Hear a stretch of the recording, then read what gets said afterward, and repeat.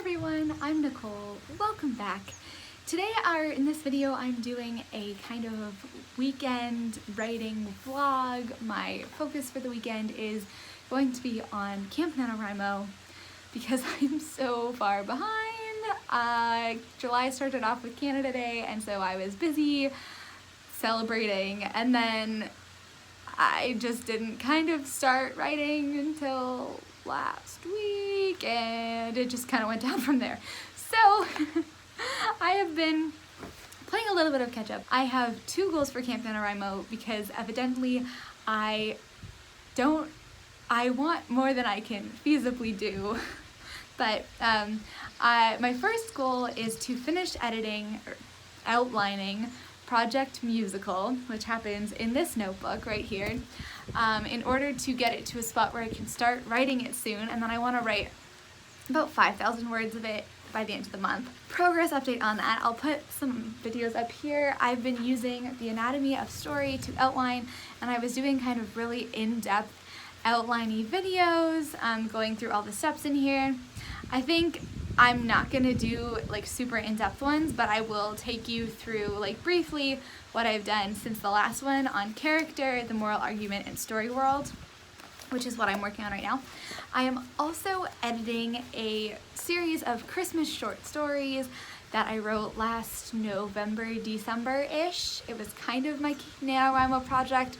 I have this problem where I'm like, this is what I'm gonna work on for NaNoWriMo, and then I think of something else that I could work on, and then I work on that instead. So the Christmas short stories is the result of me working on that instead of doing my NaNoWriMo project last November, and now it's my Camp Nanowrimo project. So there's 5 right now, short stories that trace a family at Christmas over 30 years, told from different perspectives. So the idea is that every story could stand alone, but if you read them in order, you get more information, and maybe it packs a better punch. I don't know, we'll have to see.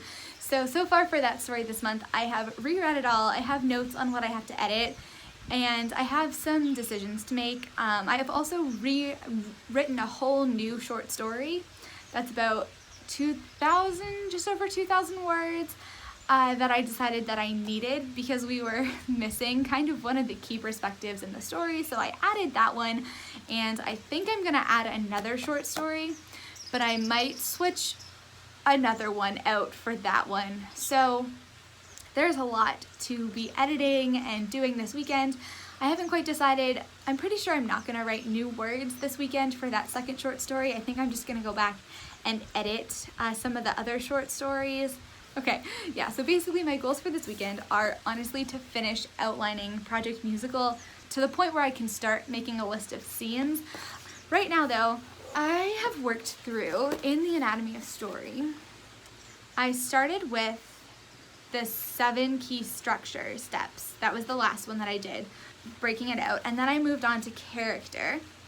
So what I did for the character part I did follow the instructions in here kind of, or the steps in here. I ended up listing the characters out. So the hero, who's Shar, the main opponent, the fake ally opponent, the fake opponent ally, and the ally. And literally I knew who they were. Like I knew that the main opponent is the rival director and the other opponent is the girl playing Cleopatra. But I didn't know any of their names, so that was a great first step. I spent a while figuring out names for all of these characters. The main character's name is Shar, the main opponent's name is Kellen, and then, you know, it's just kind of listed there in my terrible handwriting. Then I made a big chart that looks like this of the character's power, status, ability, moral problem, weakness, need, desire, and values. And then its characters on the top, those 1, 2, 3, 4, 5, like major characters. And then, if we keep going, I wrote a page about each character. So I wrote a page kind of talking about, weirdly, what they look like and like their background. Then I would talk about how they provide conflict to Charlotte, the main character. I wrote down kind of people I know or characters that inspired this person, and then I wrote about a page of backstory for all of them. I also went through and I found their Enneagram types. So my main character is an individualist. One of her opponents, Elise, who plays Cleopatra, is an achiever. Kellen, who's the main opponent, is the enthusiast. I tried really hard to do, what's it called? Myers Briggs. I tried really hard to do Myers Briggs, but it was way too in the weeds. I couldn't keep anything straight. I had such a hard time, and I kept reading them and being like, no, that's not Charlotte, no, that's not Charlotte, no, that's not Charlotte. So in the end, I went with Enneagram, and that actually was very, very helpful for one of my characters.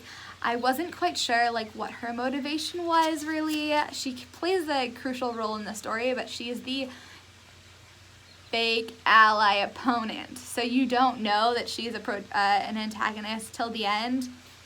And figuring out the Enneagram type was really, really helpful for me because I could figure out why she was doing what she's doing. So the person ends up being a helper. And there's a really good website where it kind of breaks down the levels. So if you're at like level 8, you're kind of living your best life of that type.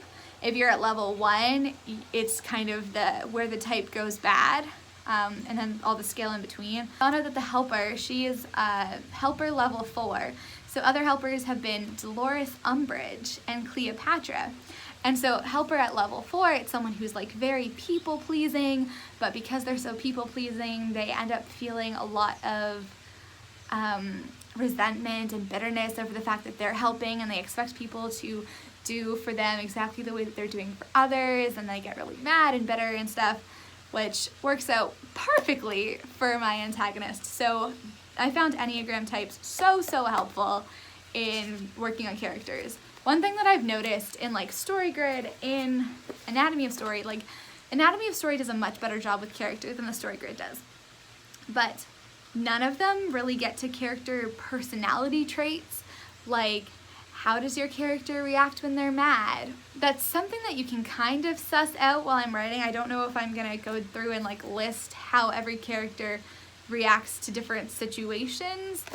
I might do that kind of at an editing stage, not in the pre-drafting, but doing the Enneagram types has been so helpful in trying to fill that gap there. And then I listed the characters with their values in a 4-corner opposition, which is right here, and I drew some really exciting arrows pointing out how they could come into conflict. So for example, Shar has a value of like artistic integrity and authenticity, and that clashes with Kellen's like desire to win and be humorous, that kind of thing. So then that was the character section. Then I did the moral argument, which is working on, when I got to moral argument, I thought I was on world, and I was like, gosh darn it, I just want to do the world. But then I sat through it and I made myself do the moral argument work, and it actually worked out very well. I was able to figure out what the kind of final moral choice is going to be at the end of the story. I worked out a better variation of the theme line and the moral problem, and I fleshed out like how the characters are variations on the moral. The theme line now, slightly modified from StoryGrid, is success results when someone acts with compassion and authenticity, whether or not they obtain a higher social status. So the generic version of that from StoryGrid is success results when a person values stays true to their values, whether or not they obtain higher social status. So I just threw those values in that are going to be kind of the focus of my story. And so now I'm working on the story world, and I've got to tell you, there is so much stuff in the story world in this book, and it's just driving me crazy. I kind of skimmed through it, but they're talking about like land, people, technology, this system, natural settings, like how are you going to incorporate weather? And it's like, I don't really want to worry about that at this point. I don't want to get too into it. I just started kind of working on, the story world is a performing arts high school in the city, and so I just started really fleshing out what this performing arts school is, like how does it work? I guess that would be the systems that the story operates within. It services students in grade 9 to 12. It's a public school, so there's like a public stream alongside the arts stream, which is similar to my high school but different. I made it very different. I also worked out what classes everybody's taking. because I'm a nerd and I really like school. So that was really fun to do. I also listed all the electives of this school down the side. Charlotte's competing in a directing festival, so I went through and I wrote down all the details of that. I called it the Cabot Festival because I was looking up fancy last names, and Cabot is, or Cabot, I don't know how you say it. I should probably figure that out before I name my festival after it, but that's fine. It's a person with a big head, and that just made me laugh, so that's why that's called that. So, this was a very long introduction, which was not my intention, but I'm actually going to get back to work now. Okay. Let's go. So, it has started raining, which is great. So, I am now trapped here in my gazebo.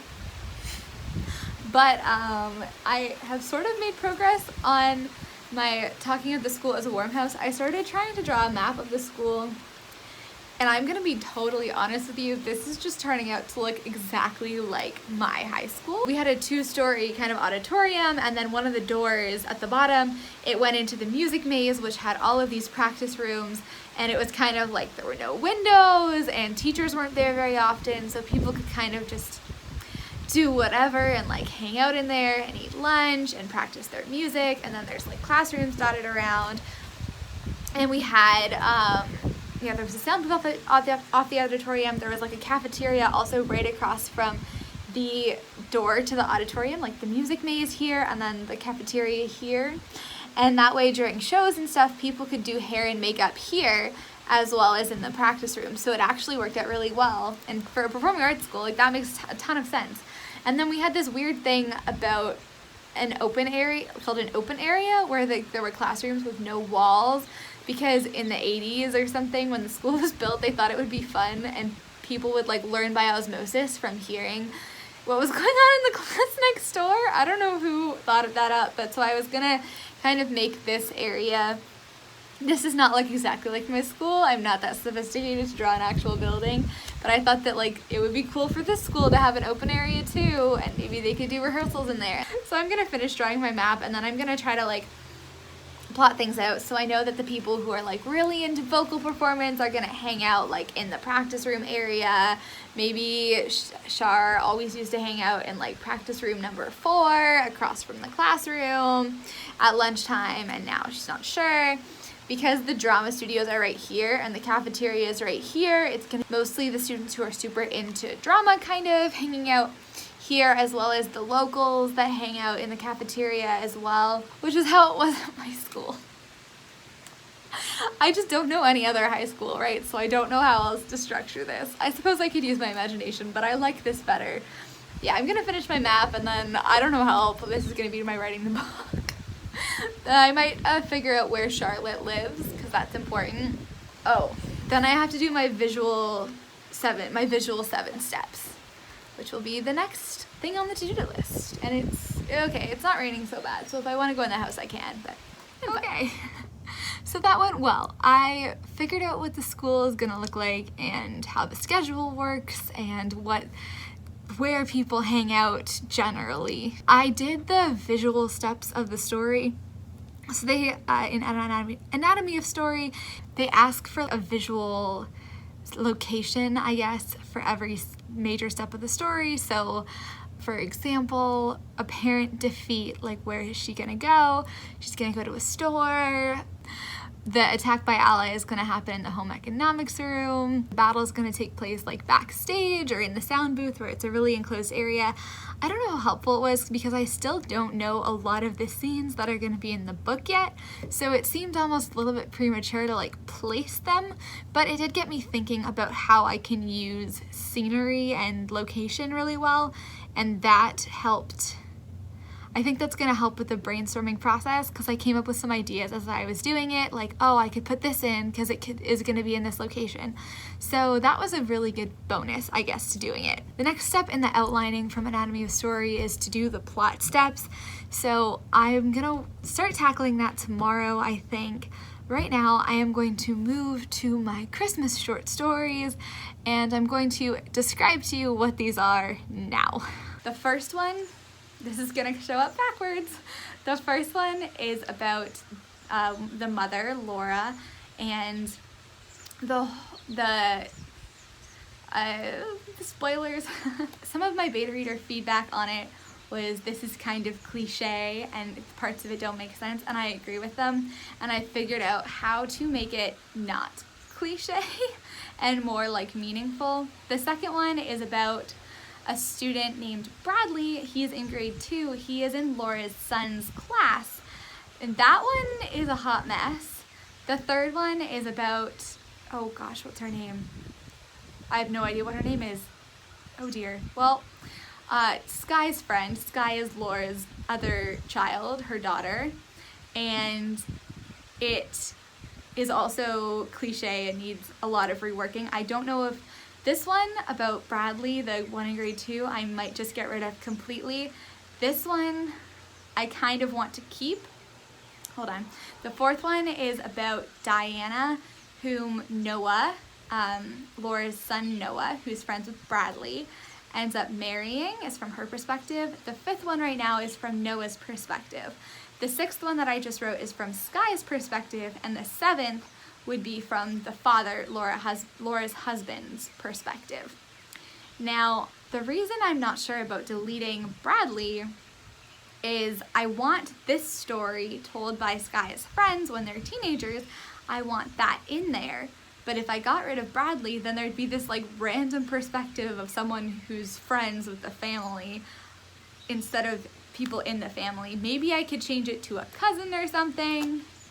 That could work. I might change it to a cousin. Like, I have a lot of work to do here. I have to decide whether I want to keep this one in or not, and then I have to write this one. But the first one, at least I know what I need to change, so I'm gonna try to do those changes this weekend. All right, so it is 9 p.m. and I am sitting down to go over my editing, what I've done so far today. I am way too tired to go back to my nice setup in the basement because my family and I took a 30-kilometer bike ride today that was not supposed to be 30 kilometers. I don't think I'm gonna be able to walk tomorrow. But yeah, so anyway, I did do some editing today. I think I made some good progress. So I added, 847 words. So how I'm doing my editing is have the original draft, actually have version 1, like draft 1 and draft 2 open, and I'm writing draft 3 in a completely blank document. So this is story number 1, Laura's story, and I'm redoing it a little bit. So originally the story started with her like getting contractions, and then she discovers that her husband's I've been at the bar. Like, the whole point of the story is a revelation story where she realizes that like her husband is an alcoholic at the beginning of this Christmas season, and that kind of sets like the tone for this journey that this family is going to be taking. The journey, like her emotional journey, seemed to work well with people. The problem was the revelation wasn't very revelation-y. I had a lot of comments on Scribophile that were like, this character is really naive, like we knew what was happening. So I'm starting with a place that like she's assuming that he's gone to a bar. It's gonna be the same plot. The character is less naive and she's still having the same realization. It's just that like she knew that something was wrong, but it's just she's realizing the extent of it. The first line of the first draft was, I came to America because I was in love. And in a new turn of events, the new first line is, when my husband volunteered to run out for cranberry sauce, I knew there was a 50-50 chance he would stop at the bar for a drink. So it makes her less naive. So far, everything's been new words. There are things that I do think I can copy and paste over, so I'm gonna work a little bit more on that now, see where I get, and then I'll wrap it up. Okay, I'm really glad I did that because I just edited 1962 words in the past hour and 20 minutes-ish. I was mostly, honestly, just kind of like moving things around. I reread it, I tweaked a little bit. I wasn't doing so much line-by-line edits as structure edits, and I'm at the point where I feel pretty good about where I am. I think that the changes that I made in terms of the structure make a lot of sense. I'm not sure that the whole thing is engaging throughout, especially at the beginning. I worry that it might take a little bit too much time to get started, but that's gonna be a beta reader thing. So I think there's still some sort of like line editing and fixings here and there that I can do. But overall, I feel pretty happy with the improvement that I made. It's just a little bit more logical and a little bit more real. The last 430 words of the story, I like them a lot, and I think some of them are needed, but it doesn't end super well. So I haven't edited the last like 500 words of this, which I think I will have to do at another point, but that is just kind of making things sound cute. That should not be too bad. It's also setting things up for other short stories. That should be good. So I feel like that was good. I mean, I haven't been super on track with my NaNoWrimo, but the thing is, because I have these 7, I guess it is, 6 or 7 short stories, I honestly haven't decided yet. I only had my goal for this project to be 25,000 words of editing plus the outline of my novel. So although I was behind, and I have a lot of 0 days on here with, I only wrote in this story 1, 2, 3, 4, no, 1, 2, oh god, this is only the 3rd day I've written in this story in July, which is bad, but I do have 7,000 edited words. 2,000 words behind, and I've been way more behind than that in Camp NaNowrimo stuff and NaNoWrimo before, so that feels pretty good. The outlining is coming along. I am at the point now where I can start pretty much doing scenes and the scene layout, which is so exciting, so I'm gonna have kind of the rest of July to figure that out and maybe start it. I have a couple of problems remaining with this short story series, just in that I don't know when the dad's short story is gonna be yet, or what it is. I had an idea that it could be the mom like dressing up the kids when they're young for the Christmas pageant, and I could swap that out for the story that's from the perspective of one of Noah's classmates. But then I had an idea while I was writing this, maybe it should be their wedding, although, oh no, they got married at Easter time. I mean, I could change it, they could get married at Christmas. I don't know if that's as good as kind of showing the dad's perspective later when there's already a problem. So I have a lot to think about. That's it for me. I would love to hear how your Camp NaNowrimo is going. How do you address editing? How do you go about outlining? And how do you keep track of those kinds of goals? Because it's a lot harder than just doing a draft. Thanks very much, and I'll see you next time.